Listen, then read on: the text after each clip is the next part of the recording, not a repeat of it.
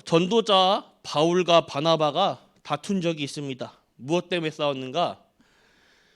세계 1차 전도 여행 때 마가 요한이 함께 참석하였는데 마가 요한에게는 이 전도 여행이 많이 힘들고 고된 여정이었어요. 그래서 중간에 마가 요한은 집으로 돌아가 버리고 맙니다.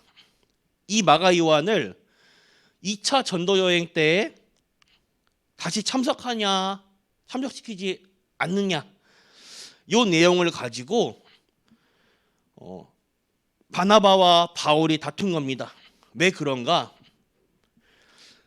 세밀하고 정확한 성령 인도를 받기 위해 여기에 집중하기 때문에 전도팀을 짤 때도 아무나 집어넣은 것이 아니라 초집중하였기 때문에 이런 갈등이 있던 거예요.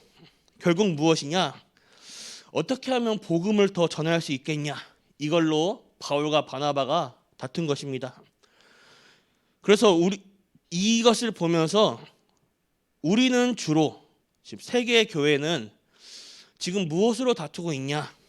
대부분 육신적인 것으로 기준을 두어 다툼을 두고 있습니다.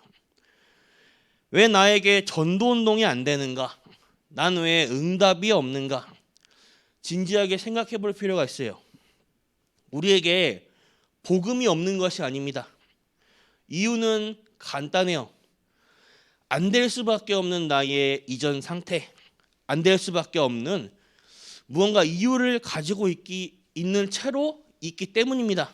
그래서 예를 들어 아무리 출애굽을 하고 10기적을 보았는데도 홍해가 갈라지는 것을 보았는데도 사람이 옛날 애굽 때 있던 상태와 체질 그대로다. 그러면 가나안 땅을 들어가지 못합니다. 하나님의 은혜로 바뀌어야 돼요. 올해 전 성도님들께서 육신의 나이는 1살 더 들지언정 우리의 생각과 마음, 영적인 것은 젊어져야 합니다. 올 한 해 중요한 언약 붙잡고 본부 원단의 주제가 RUTC 25입니다. 이 응답 25는 뭘 말하는 거 하니까 오늘 1강이 하나님의 시간표를 말하고 있습니다.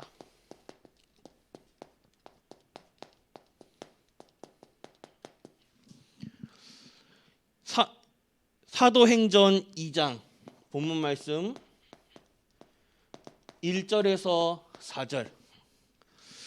지구상 최고 응답의 현장이 바로 이 현장입니다. 지구상 역사상 최고의 응답의 현장이에요. 25가 무엇입니까? 하나님 나라예요. 하나님 나라가 임해버리는 시간표라면 누가 감히 막을 수 있겠습니까? 아무도 막을 수 없는 거예요. 우리 성도님들이 올 한 해 이 축복을 받아야 됩니다. 이 본문 말씀인 사도행전 2장 1절과 4절의 이 상황을 보자면 복음을 못 전하게 합니다. 복음을 만약에 전하다가 걸리면 법으로 잡아가거나 심지어 사형까지 시켜요. 이보다 더 큰 위기는 없습니다. 이걸 이길 수 있는 건 절대 불가능해요.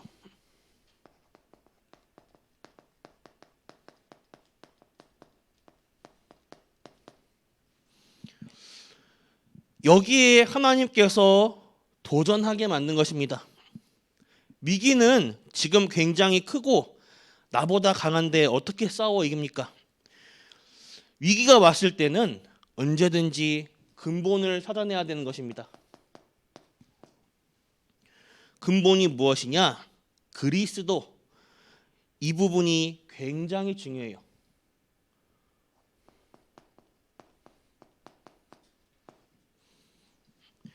문제 가운데서도 그리스도를 발견, 일 속에서도 그리스도를 발견, 사람 관계 속에서도 근본을 찾아내고 발견해야 돼요. 어떻게 이것을 할 수 있습니까? 하나님이 우리에게 은혜로 구원을 주셨습니다. 그렇다면 이 능력도 믿음으로 얻는 것이에요. 하나님의 주신 약속을 믿음으로써 절대 불가능에 도전하라. 오히려 문제에다 도전하라. 이게 올해 원단 메시지 1강입니다. 서론으로 어디에 들어가면 되냐?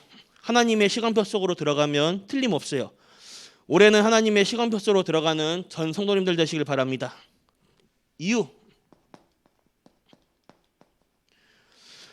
지금 이 시대는 네피림 시간표가 되어 있습니다.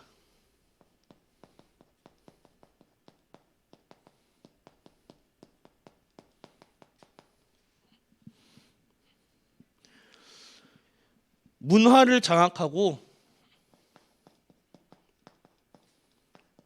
경제를 장악하고 그리고 후대들의 삶과 마음을 장악해버렸어요. 그런데 우리는 자꾸 속고 있는 거죠. 어디에 말입니까? 우리의 과거에 속고 있어요. 이 네피림 운동으로 현재 문화와 경제 그리고 후대들을 장악해버린 거예요. 우리 아이들의 마음을, 경제를 지금 TV, 광고, 모든 문화 다 보면 완전히 귀신 문화, 우상의 문화 이걸 장악해버렸어요. 그래서 다른 걸로는 되지 않습니다. 하나님의 시간표로 응답 25로 이것 없이 그냥 살아간다. 사는 데는 지장이 없어요. 밥은 먹습니다. 근데 세상을 바꿀 수 없어요. 세계복음화와 지금 나와 상관없다. 이게 나랑 무슨 상관이냐. 세계복음화와 나 아무 상관없다. 밥은 먹고 살지만 최종적으로 하나님의 응답과는 상관없는 인생을 사는 것입니다. 왜냐하면 흑암을 바꿀 내용이 없는 거예요. 내게 오는 저주를 바꿀 수가 없기 때문입니다. 그래서 이 25란 단어는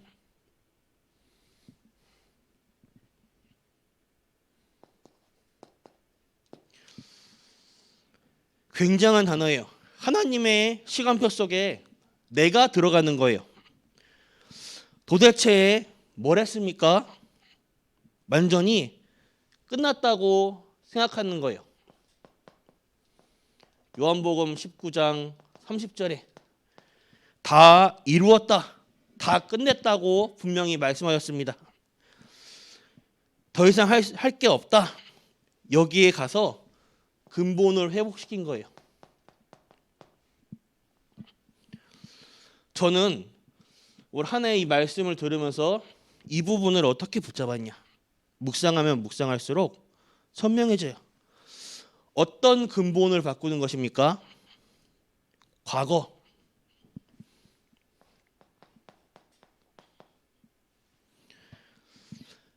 이 과거라 했을 때는 우리가 보통 어디까지 생각합니까? 살아왔던 순간들의 과거? 아니에요. 어디까지의 과거냐? 이 부분이 완전히 끝나고 해결돼야 돼요. 다 여기에 잡혀 있어요. 속고 있어요. 내가 나의 살아왔던 과거 이걸 넘어서 내가 태어나기 전 나의 가정과 가문 그 과거 또 그것을 거슬러 타고 올라가 더 거슬러 내 가정과 가문의 뿌리 타고 올라가서 나라는 뿌리의 근원 그 근본의 과거예요. 내 그 과거 내가 내 인생의 뿌리에 올라가서 가정과 가문 더 위까지 그 완전히 그 과거의 끝에는 뭐가 있습니까? 창세 전, 창조 이전이 있어요. 거기에 뭐라 되어 있죠? 흑암, 혼돈, 공허. 우리의 과거의 완전 끝에는 창세 전까지 아담과 하와까지 올라가서 그 이전까지 더 올라가면 끝에는 흑암, 혼돈, 공허가 있습니다. 여기에 생명의 빛, 창조의 빛인 그리스도가 임했어요. 그래서 영세 전에 영세 전에 그리스도가 무엇이라 말합니까? 창조하실 때 우리의 형상대로 그리스도는 영세 전부터 존재하였습니다. 그 영세 전에 있던 그리스도가 나의 과거의 끝에서 나의 근본을 완전히 바꾸시는 그리스도예요. 나에게 자꾸 고질적인 문제가 반복된다. 경제적인 문제다. 돈이 생기면 해결될 것 같습니까? 아니요. 비슷한 문제가 생기면 계속 얽매여요. 사람과의 갈등이 있습니까? 그 갈등 속에 그 사람이 문제라고 생각합니까? 과거 지난날 내가 겪은 갈등들을 생각해 보면 주로 내가 어떤 사람들과의 갈등이 있었습니까? 내 속에 뭔가 나를 못 견디게 하는 부분을 긁게 하는 그 부분이 있어요. 갈등이 있던 사람들마다.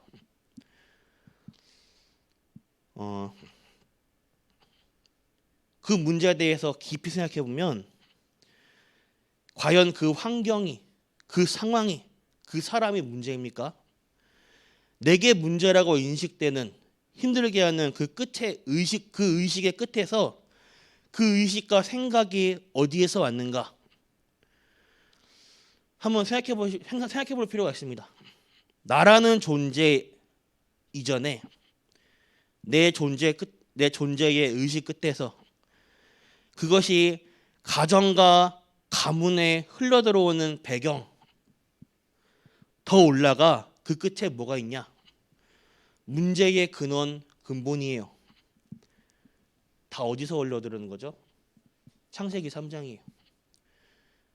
나의 뭔가 이 고질적인 문제, 나만이 알고 있는 문제, 남들이 모르는 문제, 이 영적 문제, 이 끝에는 창세기 3장이 있어요.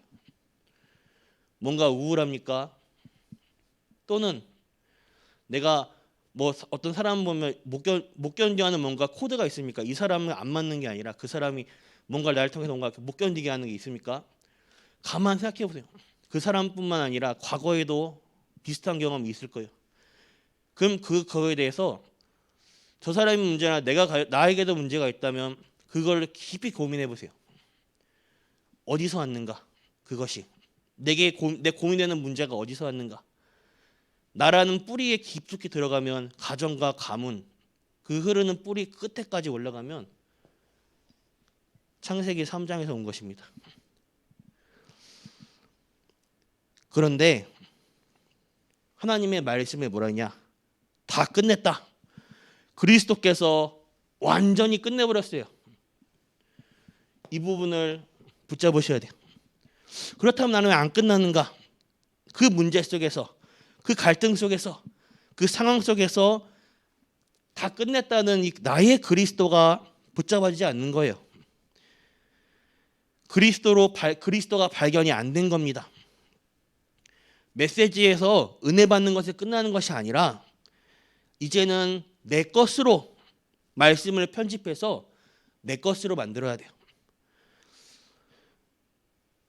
올 한 해 우리 번성교회 원단 말씀 그대로 일 속에서 그리스도가 발견되고 만남과 사건 속에서도 그리스도가 사람과의 다툼 속에서도 그리스도로 발견되는 그리스도로 충만하고 그리스도만 나타내는 그리스도로 끝난 인생 되시길 바랍니다.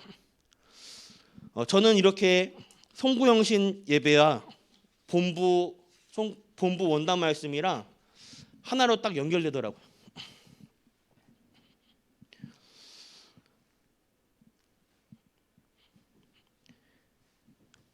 창세기 39장 1절에서 6절 완전히 망했죠. 노예로 간 거예요. 근데 아닙니다. 요셉이 이때 여기에서 완전 불가능에 도전하는 근본을 찾아냈어요. 그래서 그냥 24 정도가 아니에요. 기도 25를 한 것입니다. 어떤 증거가 오냐? 보디발의 집 전체에 하나님의 축복이 임해버려요. 이 약속을 여러분들이 오래 잡으셔야 됩니다. 이제는 이 축복을 받고 다른 사람 살리고 도울 수 있어야 되는데, 이제는 세계복음해야 되는데 어떻게 바꾸냐? 절대 불가능하지만 근본을 바꾸는 하나님의 중요한 약속으로 들어가야 돼요. 만물을 충만케 하는 그 이름 그리스도를 나의 그리스도로 붙잡으시길 바랍니다. 출애굽기 2장 1절에서 10절에 절망 가운데 놓였습니다. 이스라엘을 상대로 남아 살해 정책을 펼치던 시기에 모세가 태어났어요. 이때 어떻게 했습니까? 무작정 도전한 게 아니에요. 하나님의 시간표를 본 것입니다. 이스라엘의 후대가 죽는 것은 세계복음화와 하나님의 뜻이 아니다. 그렇다면 가장 문제되는 것이 어디냐? 귀신 들려버려가지고 전 세계에 우상을 퍼뜨리며 남아 살해 정책을 펼치며 사람을 막 죽이는 이 애굽, 그 애굽의 핵심 중추가 어디에 있냐? 애굽의 왕궁 왕가예요. 그 근본을 뒤집은 것입니다. 여기에 어린 모세를 심어서 완전 복음을 설명하고 기도해서 왕궁으로 심어버린 거예요. 그때 모세에게 출애굽기 3장 18절에 피제사의 언약을 심어버립니다. 나중에 하나님이 다시 광야길에 있는 모세를 불렀을 때 모세에게 피제사를 얘기하는데 모세가 대묻지 않아요. 피제사가 무엇입니까? 라고 대묻지 않았습니다. 그 말은 모세가 알고 있는 거예요. 그 언약이 심겨져 있는 것입니다. 모세가 갑자기 여러분들께서 영적 준비를 하면 반드시 하나님이 영적 준비된 만큼 응답이 오게 되어 있습니다. 모세가 갑자기 죽고 여호수아 1장 1절에서 9절에 광야에는 언제 들어갈지도 모르고 이때 하나님께서 여호수아에게 얘기하십니다. 모세에게 함께했던 것처럼 내가 너와 함께하겠다. 담대하라, 놀라지 말라, 두려워하지 말라, 내가 너와 함께하겠다. 이 언약 붙잡고 굉장한 역사를 일으켰어요. 여러분들이 위기에 불가능에 도전하시길 바랍니다. 여러분들의 신분이고 권세예요. 보통 문제가 오면 문제 속에 빠지는데 문제 속에 빠지지 말고 그 문제의 답 속에 빠지시길 바랍니다. 이스라엘이 가장 위기 때 사무엘상 7장 1절에서 15절에 무엇을 하였습니까? 완전 불가능, 위기에 도전하였습니다. 우린 보통요, 가만 보면 남 탓을 많이 해요. 나는 괜찮은데 상대방이 문제다. 보통은 나는 조금 문제가 있는데 상대방은 많이 문제가 있다. 대부분 그래요. 근데 신기한 게 성경 속의 원리도 그렇습니다. 사람 사는 인생은 다 똑같은 거 같아요. 성경 속의 주인공도 이스라엘 백성들이 그동안 그래왔어요. 사사시대 14대째 그러고 있던 겁니다. 그때 블레셋이 문제가 아니다. 문제는 우리에게 있다. 나에게 있다. 깨달은 사람 한 사람이 나옵니다. 모든 이스라엘은 미스바로 모여라. 모든 우상을 버려버리고 여호와께로 돌아와라. 사무엘이 살아있는 동안엔 전쟁이 그쳤습니다. 그러나 사무엘이 늙으니까 또 문제가 와요. 이때 골리앗이 쳐들어왔는데 이스라엘이 전부 벌벌 떱니다. 이때 다윗은 위기와 불가능에 도전하게 돼요. 어마어마한 하나님의 시간표에 들어가면 반드시 승리하게 됩니다. 열왕기상 18장 1절에서 15절. 왕이 선지자를 죽이라는데 선지자를 숨기고 위기를 선택합니다. 그것이 나중에 호렙산 운동, 도단성 운동으로 이어져요. 걱정하지 말고 위기에 불가능에 도전하시길 바랍니다. 거기에 도전해서 완전 근본을 바꿔버려라. 그게 가능하냐? 하나님의 시간표 속에 하나님이 역사하면 됩니다. 출애굽 하나님의 뜻이에요. 누가 뭐래도 가나안 땅에 들어가는 건 하나님의 절대 계획입니다. 그래서 여러분들이 언약 딱 붙잡고 영적 준비가 되어지면 반드시 응답이 와요. 다니엘서 1장 8절에서 9절. 어마어마한 바벨론 제국의 고급 공무원이 되었습니다. 장관이 되었어요. 보통 그런 출세한 상황이 되면 응답에 취해 있습니다. 그러나 이들은 취해 있지 않았어요. 다니엘과 그 세 친구들은 이스라엘의 노예 포로될 수밖에 없는 근본을 보고 뜻을 정합니다. 우리는 우상 제물을 먹지 않겠다. 이 말은 여기서 우상 문화와 싸우겠다. 하나님의 시간표를 본 것입니다. 그래서 지금부터 항상 세 가지를 바꿔야 됩니다. 뭐냐?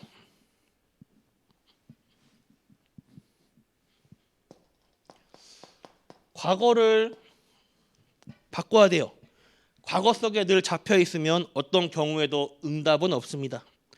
응답이 오는 것처럼 보이지만 그 응답이 문제가 돼요. 과거 속에 잡혀 있지 마시길 바랍니다. 운명에서 벗어나야 돼요. 그리고 나를 조용히 죽이는 상처에서 벗어나셔야 됩니다. 이렇게 되어지면 반드시 응답이 와요. 보통 실수하는 게 뭔가 하니까 사람들이 영적 준비는 안 하고 응답을 먼저 받으려 해요. 이 영적 준비를 하게 되면요 반드시 흑암을 이기게 됩니다. 우리 성도님들의 사업처에, 산업처에, 현장에 흑암부터 눈에 안 보이게 결박되는 거예요. 우리에게 영적 시스템이 세팅되면 하나님의 근본이 나타나기 때문에 역사는 일어날 수밖에 없어요. 이때부터 어떤 응답이 오냐? 하나님의 나라 25입니다. 첫 번째 사도행전 2장 1절에서 4절은 굉장한 의미를 두고 있습니다. 나의 과거를 최고의 발판으로 만들어라.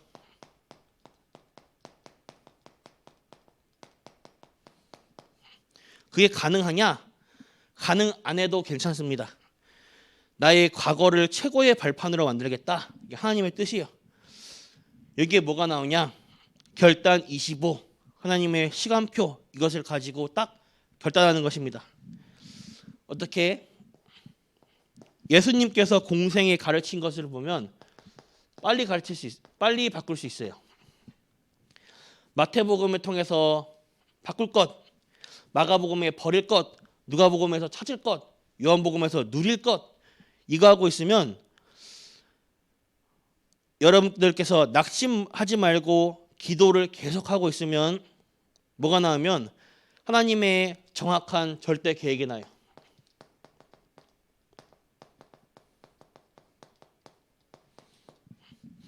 이때부터 25를 준비하는 것입니다.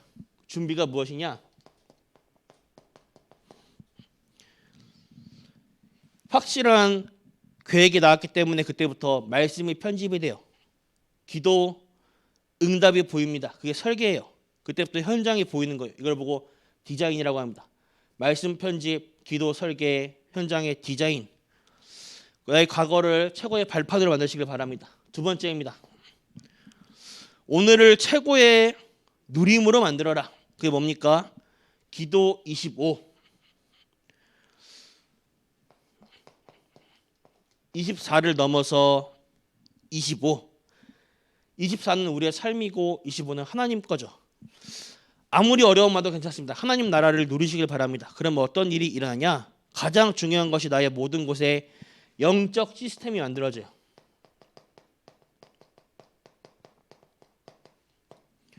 이게 중요합니다. 대부분 사람들이 이 부분을 이해 못해요. 우선 빨리 응답 오는 것만 생각합니다. 영적 시스템이 먼저 만들어집니다. 그러면 절대 실패하지 않아요. 이때부터 영적 시스템이 만들어지면 지금 그리스도를 누리는 기도가 달라지게 돼요. 나의 과거 문제를 해결한 영세전 그리스도께서 지금 나와 함께 하십니다. 성육신에서 날 구원하신 그리스도께서 부활하셔서 보좌에서 나와 함께 하셔요. 우리의 미래를 책임지시고 재림주로 심판주로 오실 그리스도 성삼위 하나님을 기도로 누리시길 바랍니다. 기도 25 누리시면 돼요. 한마디로 우리의 삶을 기도 집중으로 바꾸어라. 과거를 최고의 발판으로 만들어라. 그냥 결단하지 말고 하나님의 시간표로 하는 25로 결단하라. 메시지에 은혜 받는 거로 끝나지 말고 오늘부터 바로 지금 삶 속에서 실천하고 도전하시길 바랍니다. 어떻게? 오늘을 최고로 만드시길 바라요. 기도 25. 그러면 나의 미래를 최고의 그림으로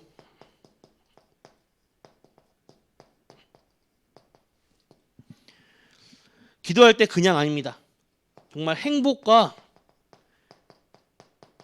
감사 이게 25로 사도행전 2장 17절과 18절에 자녀들은 예언할 것이고 젊은이들은 환상을 보고 늙은이들은 꿈을 꾸리라. 이게 뭔 말이냐면 다 같은 말이에요. 결국 이게 뭔 말이냐? 하나님의 말씀 성취입니다. 내 삶에 하나님의 말씀 성취를 두고 계속 기도하는 거예요. 말씀 성취의 그림을 그려나가면서 행복 속에서 감사 속에서 그리고 이제는 내 삶 속에서 갈보리산, 감람산, 마가다락방에 일어날 응답을 계속 기도로 그림 그리시길 바랍니다. 237 치유 서밋이라는 세 개를 놓고 기도하시길 바라요. 하나님의 시간표입니다. 결론으로 마지막으로 붙잡을 것이 있습니다. 나의 업, 나의 교회 어떻게 할 거냐? 첫 번째로 아무도 모르는 것을 이 기도 속에서 발견하는 거예요. 그걸 보고 오직이라고 합니다. 반드시 어떤 위기 속에서도 오직이라는 것은 나옵니다. 꼭 그 오직을 찾아내시길 바라요. 나만의 오직. 사람이 세상에 가져다 줄 수 없는 게 있어요. 그걸 누리고 기다리는 것입니다. 하나님이 위에서 주시는 힘, 25의 힘을 세팅하셔야 돼요. 그걸 보고 뭐라 하냐? 유일성이라고요. 이게 항상 있어야 됩니다. 아무도 할 수 없는 것에 도전하시길 바라요. 이 오직과 유일성이 되어져야지만 재창조가 나와요. 우리의 업이 이렇게 돼야 됩니다. 랩런트들의 모든 학업도 이렇게 돼야 돼요. 오직 유일성 재창조는 매일 발견할 수도 있어요. 일하다 발견할 수도 있습니다. 평생의 답으로 매일 발견하시길 바랍니다. 하나님의 시간표 속에서 나오는 25의 힘을 얻으시길 바라요. 도전하시길 바랍니다. 우리는 하나님의 자녀이기 때문에 이 응답을 받을 자격이 있어요. 여러분들은 불신앙할 자격이 없습니다. 불신앙에 빠질 자격도 없어요. 왜냐? 망할래야 망할 수 없는 하나님의 자녀라는 최고 신분 속에 최고 응답 속에 있기 때문입니다. 새로 시작하시길 바랍니다. 오순절 날이 이미 이름에 원단 말씀을 내 것으로 편집하고 내 것으로 붙잡은 것을 삶에서 반드시 실천하는 도전 속에서 25의 응답이 세팅되시는 전 성도님들 되길 바라겠습니다. 기도하겠습니다. 하나님께 감사드립니다. 오늘 하나님 자녀된 축복을 회복하는 2023년 되게 하여 주시옵소서.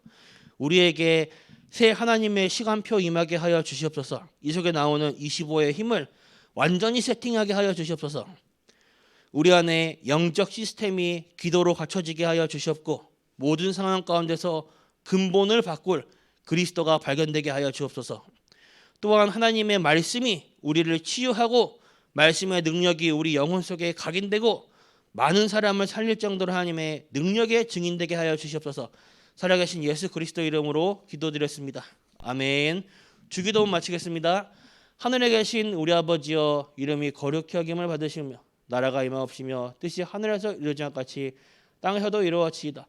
오늘날 우리에게 일용할 양식 주옵시고 우리가 우리에게 죄 지은 자를 사하는 것 같이 우리 죄를 사하여 주시옵고 우리를 시험에 들게 하지 마옵시며 다만 악에서 구하옵소서.